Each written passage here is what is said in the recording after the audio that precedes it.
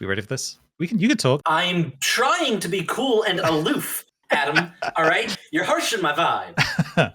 Hey, everyone. Welcome to Off Meta. My name's Adam. As you can see, we are the Hat Trio today is joined by an outsider, Capelli. Oh, we chat now. This guy. It's Hat. I said Chat. Hat. Yeah, but with Capelli, we chat. Oh, my God. Oh, that's right. We have become you, Twitch. Which is good because there is no chat for us today. I'm going to handle this the way you guys handle chat when you do this, which is you pretty much ignore them. So I'm going to give my opinions. And maybe I'll cherry pick, the opinions that support what I want to be saying and be like, that's a great point, Tyler. You're so smart and handsome. How dare you? We do not ignore our chat. What was that? How dare you? Dad jokes. Capelli. Yay! Hey. You came by and pretty honest nowadays. Today we're going to be, so for chat's awareness, real chat, not this chat's awareness, we're going to be giving Capelli an opportunity to tell us why he thinks we are wrong on some of our character selections. All right, so we're going to start with the chef. This is one that I couldn't believe you guys ranked so close down, and I need to fight for the good people who make us nice home-cooked meals in this lovely Ravenswood Bluff of ours. I'm with you, Cap. All trouble brewing is S tier. Remind us, Cap, what does the chef do?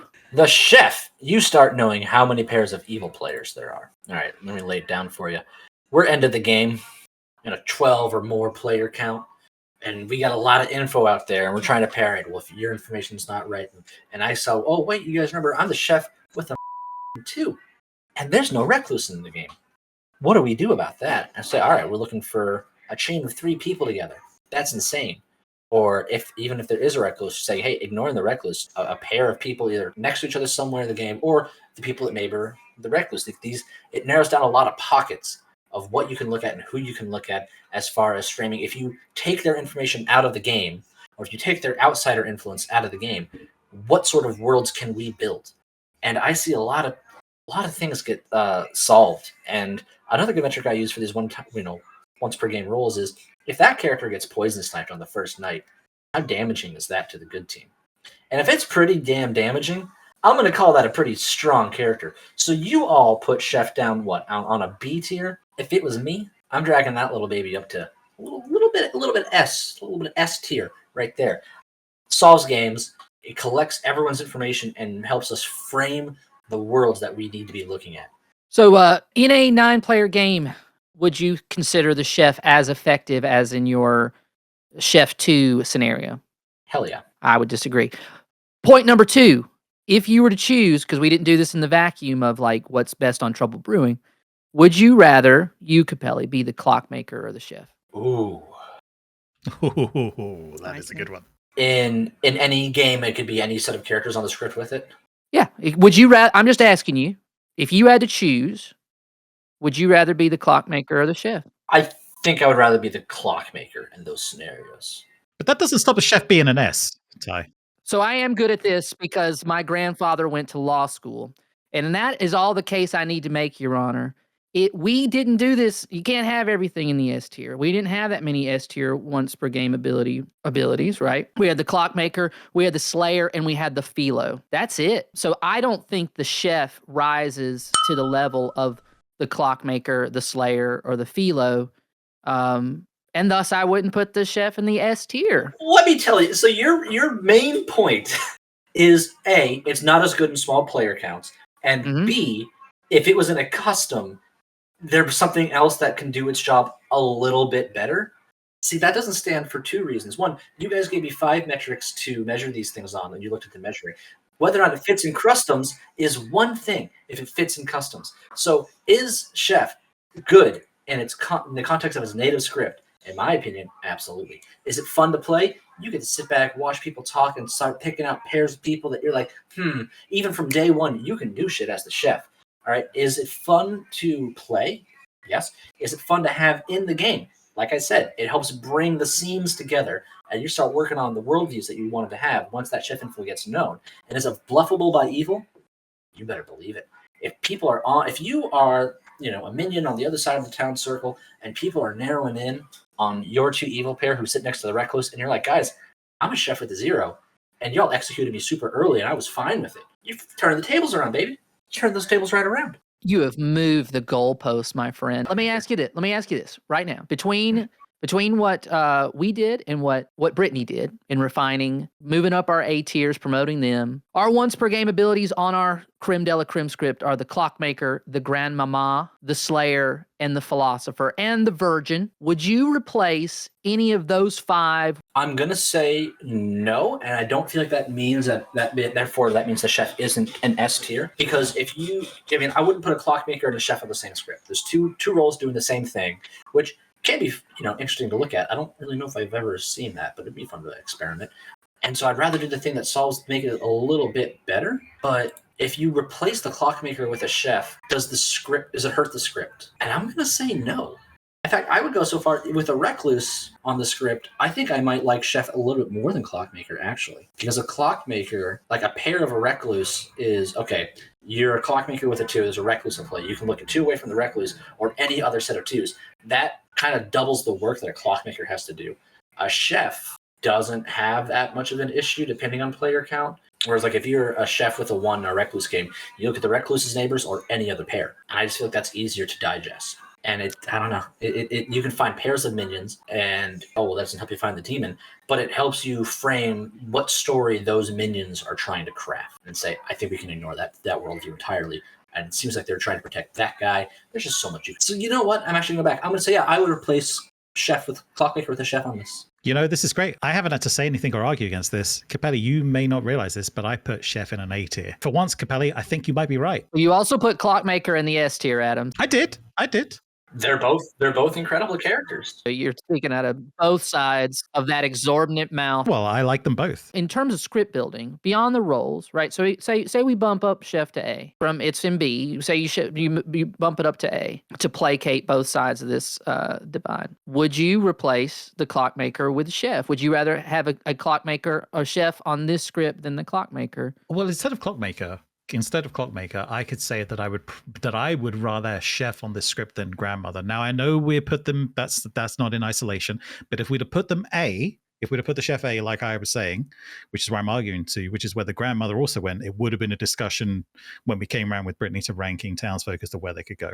And I would say on this script, it would be much more fun to have, with a Recluse in the game, give a chef 1 number and a Clockmaker a different number that doesn't line up. I just think that'd be a lot of fun. Yeah, I actually would probably enjoy seeing that. I wouldn't know if it'd be fun playing it. I would have to see. It's fun that it could exist. Philosopher becomes a chef or becomes a Clockmaker, gets a different number now. Points at what's, I guess you could say, a Recluse or a Fangujo. What's going to be more effective in finding that Fangu? Philosopher into fortune teller, I think. Of the two. I get you. I'm just playing. So you brought up when you were talking about that, you brought up the chambermaid. Chambermaid. Each night, choose 2 alive players, not yourself. You learn how many woke up tonight due to their ability. So what did we do wrong, Capelli? Well, Hayley, you say it like that, like I'm judging you personally. And I know you could do no wrong. Getting one part of chat on side. I like that. Chambermaids, I've seen chambermaids solve games all the time.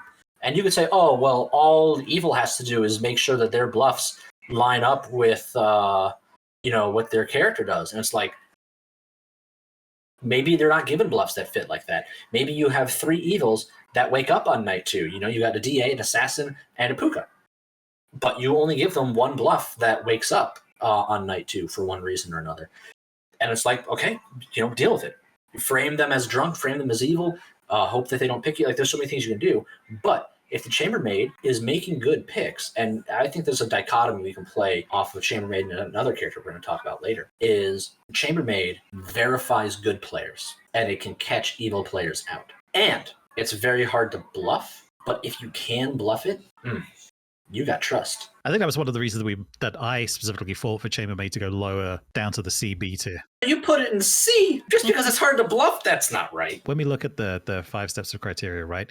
It is effective in play, right? It is effective in play. You can have fun with it. That doesn't necessarily mean it's good for a storyteller to be on the script in play. That doesn't necessarily mean it's good bluff for evil, as you've mentioned. So that brings it down right there for me, Caps, is part of the reason why I felt like the chambermaid should have been a B/lower is because just I can get it. I can get that. I was the strong advocate for the chambermaid. Because I bluffed it successfully as the demon, and I felt like it was pretty. It helps you get claims from people, and then restructure your information around the claims that you get. Because if I go to two people and I said, "Hey, I picked you in a chambermaid situation, and I got a 1.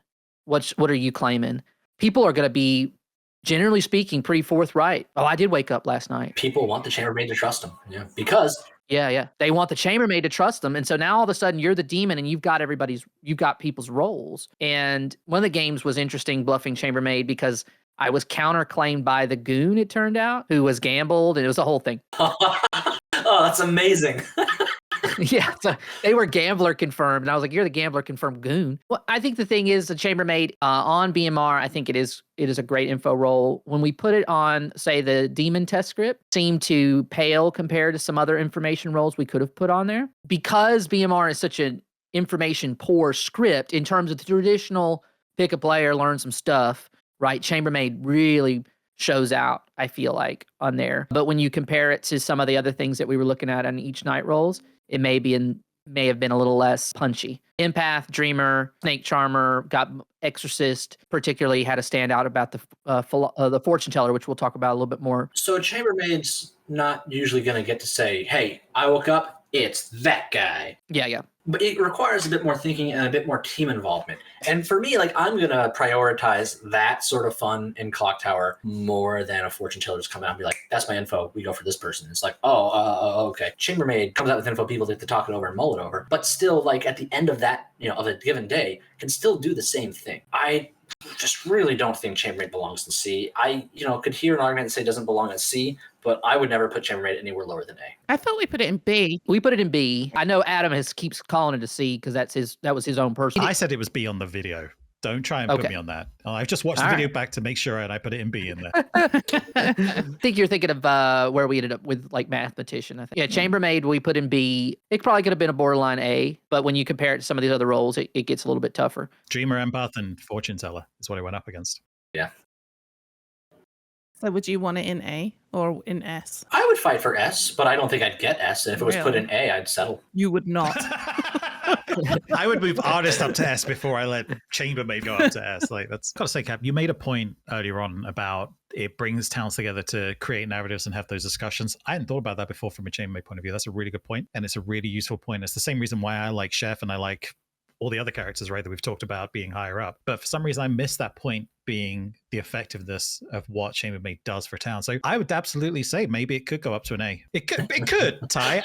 I know you disagree. Come on, Tyler. You don't think it should be an A. I don't disagree. I disagree. I agree. I think it's stunning to me that Adam moved off his perch to support you, which, it's good to see. It's good to see a guy change and evolve and grow. We call that a character arc.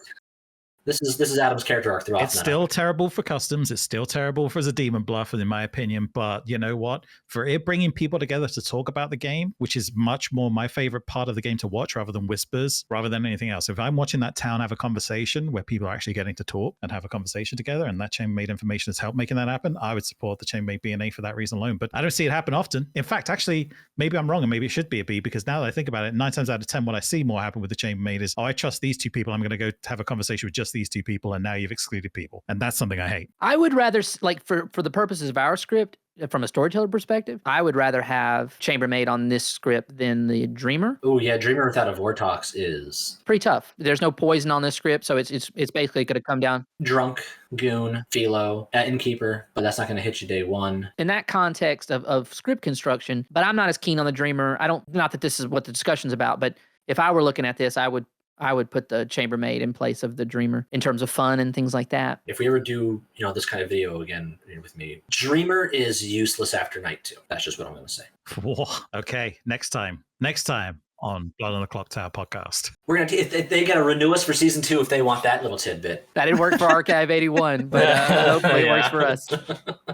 So this is the mid podcast hullabaloo we're about to go on. The Pit Hag each night choose a player and a character they become, if not in play. If a demon is made, deaths tonight are arbitrary. I should have said each night asterisk, as is our custom. This was ranked by Ed, just for context, as a B. We, though, agree. Who's this we? Adam and I. Don't you speak for me. You agreed at the time and in private. But in any case, I agreed with Ed. We did have, we did talk about it for a good long time. However, Capelli feels like we may have sold it short. So tell us why. Before I go into it, Hayley, what do you think? Where would you put Pit Hag? It's really fun to play, I think. Where would I? I don't know if I would put it as an A. I would put a poisoner above it, and we didn't put poisoner high enough up. So it's probably right where it is, I think, in B. That's wild. Here's why I think Pit Hag belongs in S tier. We talked a little bit about this before, how a lot of times what you see the Pit Hag do is just you create outsiders,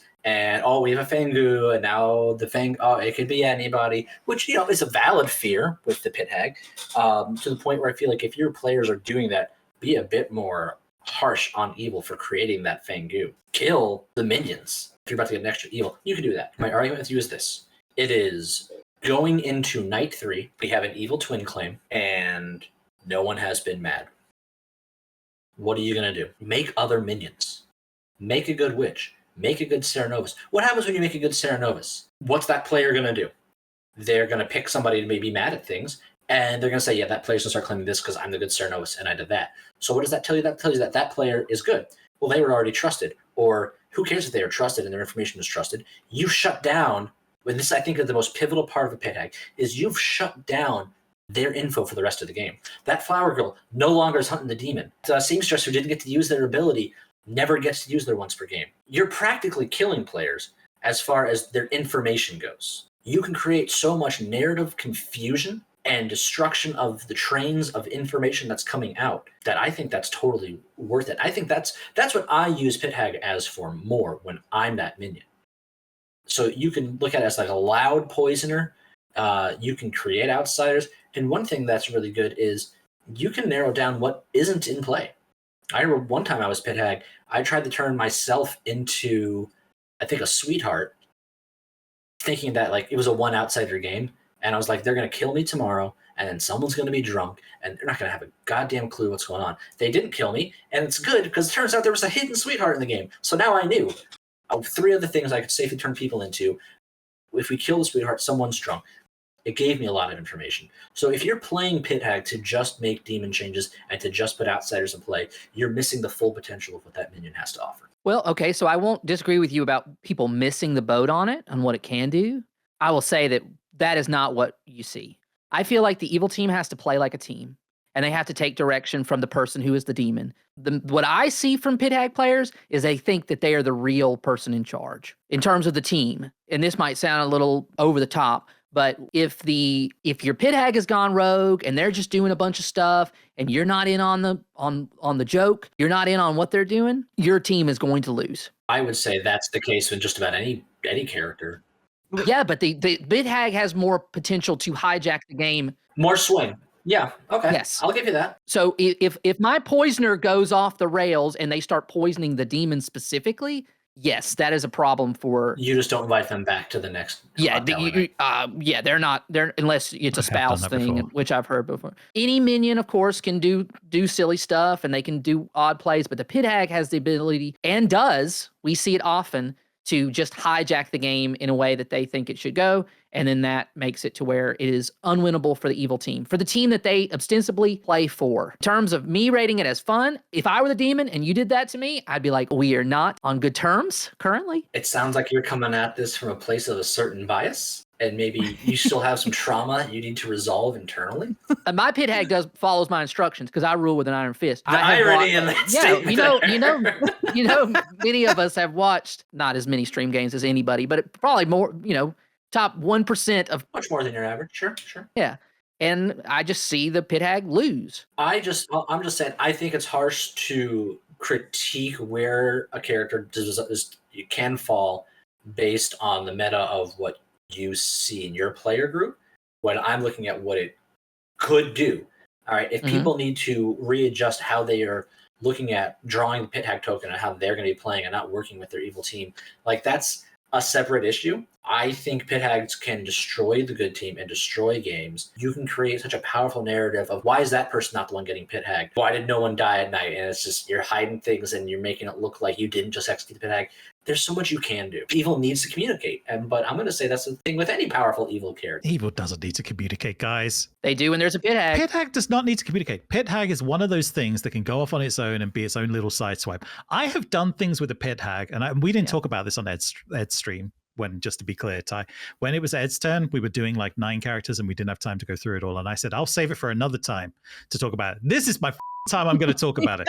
The pit hag, right? I have won games with the pit hag by turning good players into a savant. Who the believes that a pit hag turned a good player into a savant? No one believed it. No one believed it. And I've won with that play alone. And so it's like the pit hag doesn't, don't get me wrong, pit hag can be very effective if they're communicating with the demon, if they're helping the demon push their narrative along, helping them drive whatever it is they need to do. They don't have to. As the pit hag, there are very few minions in the game that if I am playing with an inexperienced demon, I can help them more than the pit hag. I would say maybe the poisoner is the only other one, right, in my opinion. Well, Scarlet Woman. I can't help them more. You are much more helpful to an experienced demon as the Scarlet Woman than you are as a pit hag. I would actually disagree with that. Yes, I guess there could be times that's true, but I would say I would rather be the pit hag or the poisoner helping out an inexperienced demon. I can be a Scarlet Woman as a pit hag, just to be clear. I can be the Scarlet Woman by turning myself into another demon if the demon's in trouble. I can do that. If the storyteller backs your play. Sure. I mean, because deaths are arbitrary. I'm saying right? I could. I didn't say I'm saying I could. You say that these things are all possible. We don't see that. So if they're so possible and they're so probable and it's so useful, why does it lose so much? When we were doing Storyteller Showdown and I was going to pick a bunch of roles for my evil team, I was much more likely to win if I did not put the pit hag in play. I mean, the thing about it is that just on that metric alone, now if you said, is it fun to watch a pit hag do silly stuff?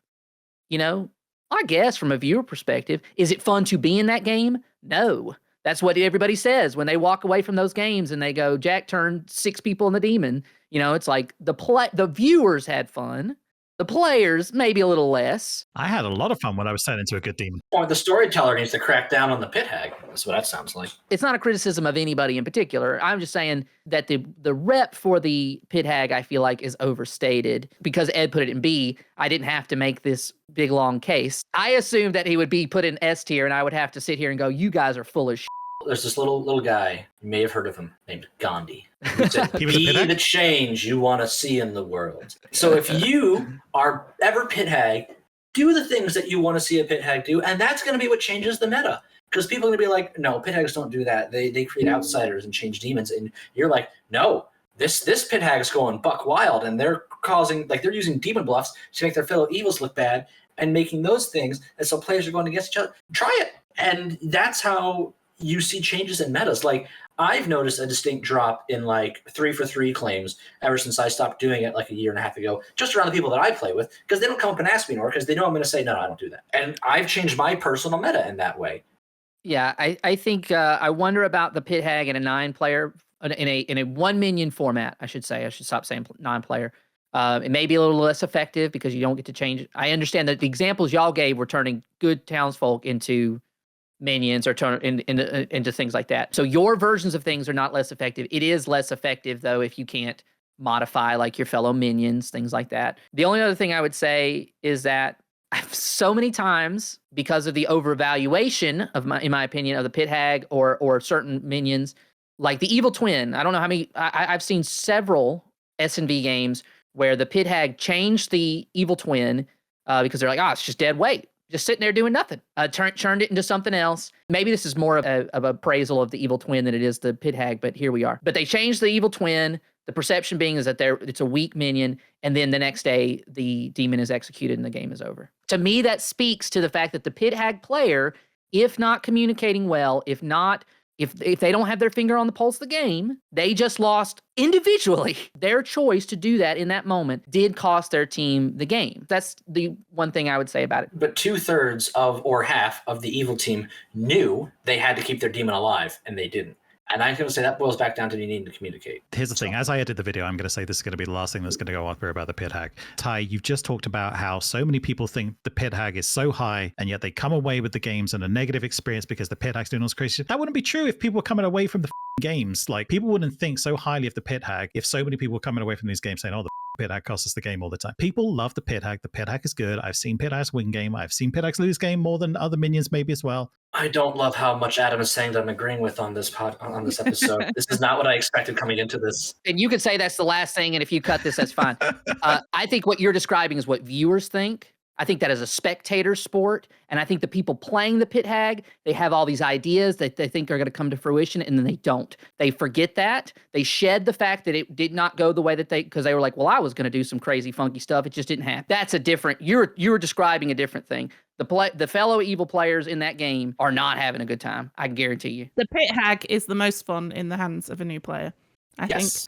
I agree with that. Because they don't have any of the metas at all. But, I mean, I think the player has the most fun like that. I think the demon maybe not so much. We saw that in a game we ran live a few weeks ago. But yeah, new players, pit hags. All right. It sounds like, Tyler, I have failed to convince you to bump it anywhere above a B. Is that true? Yes. Adam, it sounds like you still think it belongs as an A.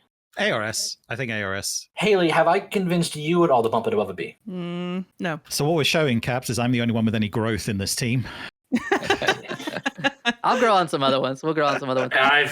You're not showing a great metric. That's a shame. The two people who I thought I had respect for is, Oh, that's too bad. All right, so next up is T-Lady. If both your knife... This is why we give him the shortest one. If both your alive neighbors are good, they can't die. T-Lady. Adam, you just earned a gold star, buddy. Thank you. You turn that in for a prize later. You guys put T-Lady in S tier. Correct. I believe T-Lady belongs in B. Incorrect. So what do you do with the T-Lady, Adam? What do you mean, what do I do with it? You look at the test neighbors on day one? Yes, for sure. More or less, you have a 50% chance of a T-Lady successfully proccing. Give or take, depending on player count and outsiders and things like that can go on. What happens if a T-Lady successfully activates? You say, oh, well, we need to be sure that the T-Lady is, it's genuine and that it's not just a DA protection or it's a sailor or whatever, or a leech. We need to hit them again. So you're spending 2 days to test what could potentially be 3 characters, but you have so much means for evil to intercept that and pull some horse shitty shenanigans going on. It can be very damaging. You could lose as evil on day one because the demon just happens to be sitting next to the T-Lady and the other neighbor's like a fool who's like, you're not going to get anything on testing me. Don't waste your time. All right. So that can happen, which I'm going to say right away, poor counterplay. Evil, that's like, oh, what are you going to do? You got to create something more appealing quickly and sometimes without any notice. Okay, so now you're spending multiple executions to test a character. Evil can just kill the T-Lady, and then you still don't know about that character. You're going to execute the same player twice in a row now? Probably not. You're giving the Zomboul a chance to go if it's just regular BMR. It's not great. So, in my opinion, the best way to run a T-Lady is to keep your goddamn mouth shut. Sure, I'd agree with that. And I'd say that's more valid. And that's probably why I wouldn't put this down to a C. And maybe you could argue putting it up to A as far as what I'm going to argue here. But I think T-Lady causes more detriment to the good team. And that's things you could say about a lot of goddamn characters in BMR. And it's just, you're putting so much investment in the testing. And if it works out great, but it's rare. So here's the thing, right? Everything you just talked about being a downside to how a lot of people play makes it an S tier demon bluff, or not the demon necessarily, minion bluff. Evil team bluff. You are telling me right now we're going to get town to waste time killing them. Wait, that guy died and I'm the T-Lady? This one must be evil. Okay, the game's not over. Hey, I've now got 2 people killed with my evil bluff. Whoop, whoop. You can't ask for better than that. I find bluffing as the T-Lady to be a lot of fun to play because even as good, I'm like, I want to get my neighbors killed. I'm going to pretend I've done this far too often on stream to the point that it is no longer a valid strategy for me to say, I'm the T-Lady, we should chess one of my neighbors. I think that is effective in customs, as we have proven by Crème De La Crème. I think it's fun to play. I think it's fun to bluff as playing. I don't know what counterplay was. What's that one? Is it fun to not be the T-Lady, but it's still in play somewhere? Well, yeah, if you're a good team, why wouldn't you love that? Evil team's going to hate it. And is it effective in its native script? You've just told me it's effective in its custom script for good, for being able to kill the players don't die next to you. Like you've just said, you can absolutely get a demon win. An evil demon execution on day one thanks to a tea lady. So you're talking about effective as far as winning the game. I'm talking about effective as far as what's fun for people. If I'm the demon and I get killed day one because I'm sitting next to the tea lady, I'm gonna be like, that sucked. Let's go again. Well, so I was in a game where I was a tea lady and the demon was next to me and died, executed on the first day. And that was because they had a devil's advocate who got Courtier drunk. That was, kind of a rough set of circumstances overall for them. And that's sometimes just BMR.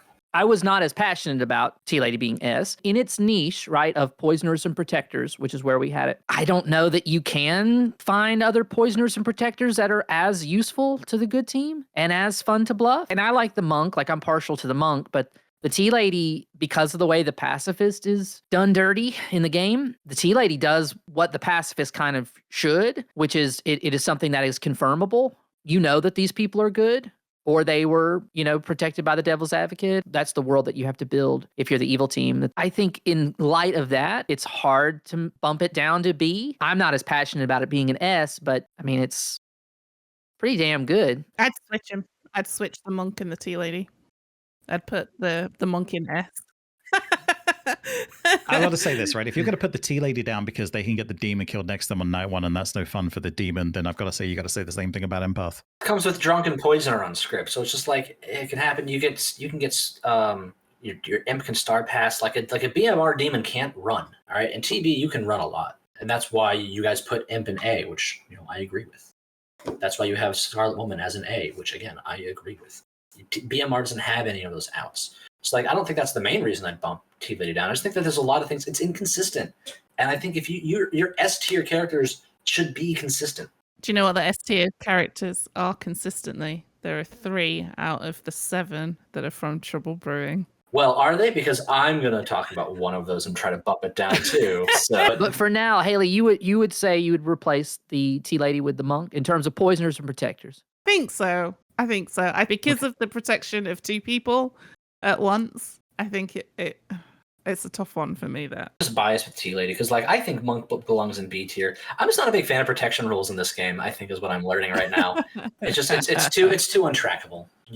In Werewolf, that there's going to be 1 kill, and if there's 1 person protecting, and if you stop that kill, hey, that's because of me. Yeah, it's an interesting one. I think you might have a fair point that there should be more poisoning on this script. I mean, we only have the Innkeeper, which is going to impact it on night 1. The Sailor's not on this script. Poison's not on this script. Puka's not on this script. So there's not going to be ways for its ability to have not triggered other than they're sat next to an evil player, really, which is a shame, now that you pointed out. That's a case for the Poisoner more than... Have I convinced any of you that Tea Lady does not belong in S tier? No, I wouldn't. No, it stays where it is. Double protection is just amazing. It's likely though. Double protection. No, is it's 50% chance. Well, and then, like I said, if you round up, that's still 1. Depends which way you're going. All right, it's I just did we lose Ty or did I do something? He's still in chat. Which his internet probably just dropped is what happened. So here he messaged. He messaged me privately. Internet went down. Tea Lady sucks. Capelli, you're great. I mean, that's what the man said. Yeah, sure it is. Okay. Uh-huh.